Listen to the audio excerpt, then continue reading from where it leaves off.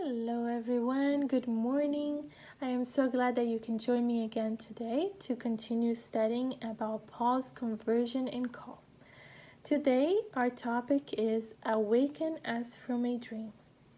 We have been looking in Acts chapter 9 and we saw how Paul was determined to go and gather as many Christians as he could find to take them to Jerusalem to be judged and condemned.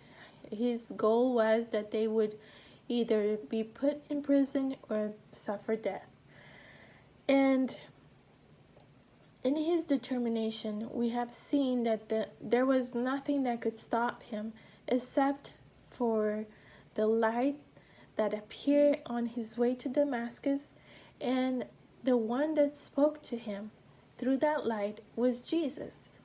We have seen that he identified himself to Paul and said, "I am Jesus, whom thou persecutest."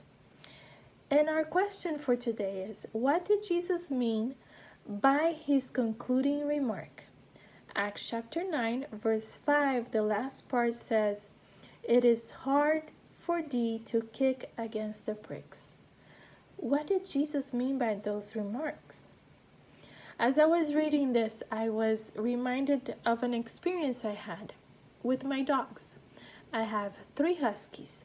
Their job is to pull. They pull sleds. But I don't have a sled. So I had to train them not to pull when we were walking together. My 2 girls were a little bit easier and I didn't have to use anything with them. We just trained them not to pull. But the boy husky, he was a little bit harder. And I had to use a halty, a training halty that goes over his nose. And when he pulls, and I'm holding the lead, then it turns his head to the side if he pulls too much. So it really doesn't hurt him. But he was fighting so much with it that at one point he put his paw through the halty, and when he did that, it pulled and it hurt his lip. So when I checked, it was bleeding and it was cut.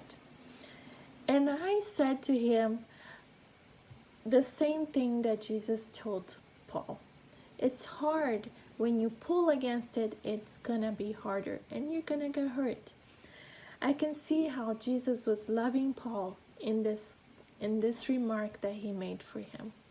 It is hard for you to go against what I want you to do. Go against the truth. And so this is what Jesus was telling him. There is an easier way. I want you to walk in the easier path. Question B. How did Saul react upon seeing he had been wrong? Acts chapter 9, verse 6, the first part says, "And he, trembling and astonished, said, Lord, what wilt thou have me to do?" So here we see that Paul now recognizes that all along the Lord had been talking to him. As he saw what had happened to Stephen, he had seen a little bit, and God had been speaking to him through that experience that what was going on was not right. And now he recognizes that, and his answer shows a humility in saying, "Lord, what would you have me to do?" We have here a note that says, Saul was filled with bitter remorse. He no longer saw himself as righteous, but condemned by the law in thought, in spirit, and in deed. He saw himself a sinner, utterly lost, without the Savior he had been persecuting. Remember when we started this lesson how he said concerning the law he was blameless? Well, here he realizes now that he actually needed forgiveness because he was not perfect. He was actually a sinner. Question C. What followed in Saul's experience? Acts chapter 9, verse 6, the last half of the verse says,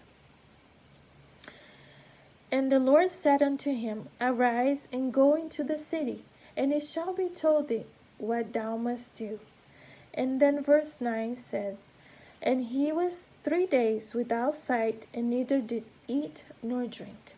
So we see here that the Lord told him, I'm going to tell you what to do. Isn't it amazing how the Lord never leaves us without an answer? All we have to do is recognize that we need Him, and then He is willing and able to help us. And so Saul goes to the city, and there he spends 3 days. 3 days where he did not eat or drink, and he couldn't see. And so tomorrow, we're going to continue to see what happens next. I hope that you can join me then. Have a blessed day, and I'll see you then.